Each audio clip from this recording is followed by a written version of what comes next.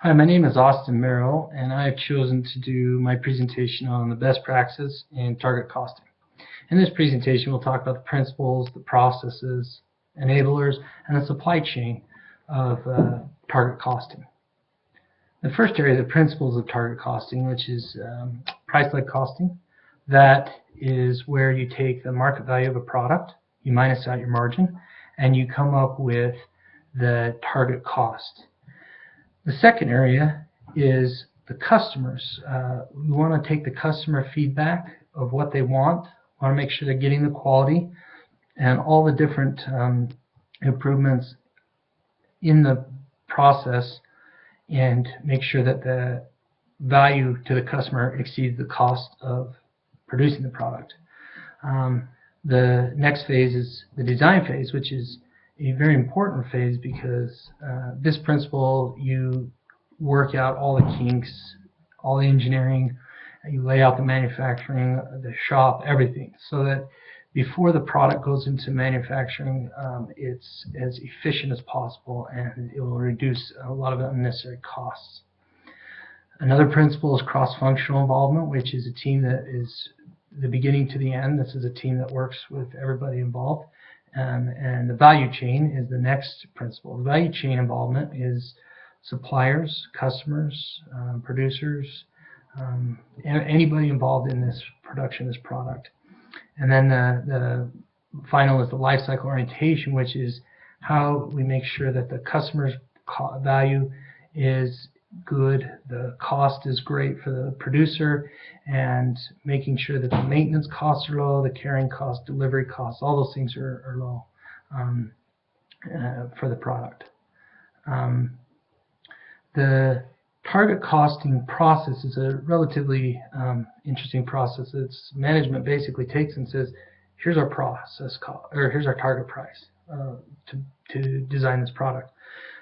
Then this team will go in and decompose the entire product process, and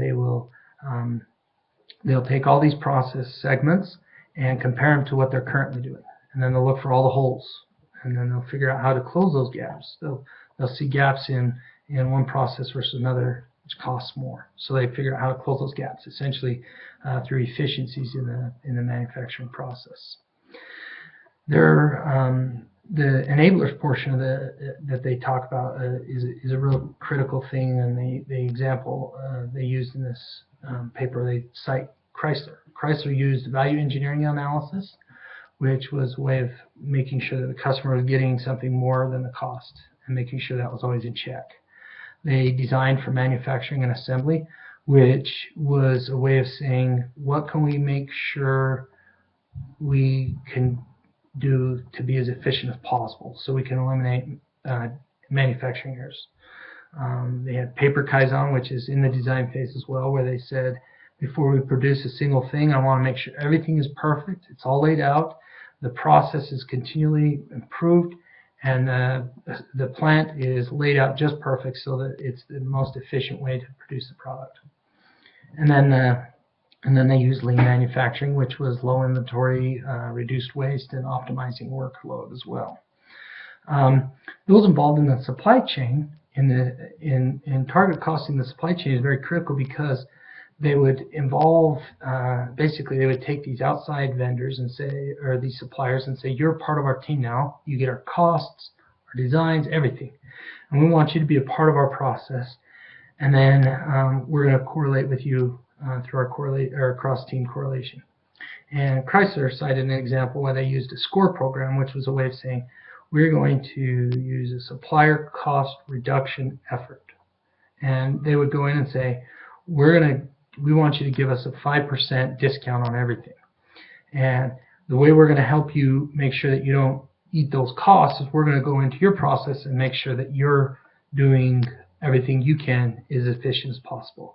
And we'll help you find the costs you're going to pass on to us through savings. Really, in conclusion, the best practices companies that they evaluated in this article were very consistent in approach. They all had a very similar structure, and they had what I felt were three very important focuses, which were the cross-functional structure was very key.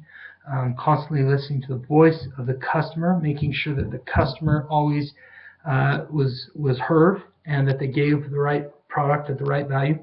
And then the design phase, making sure that they could deliver this product at a reasonable price to the customer through making sure that the efficiencies were there and the design was perfect and they didn't have a lot of excess waste.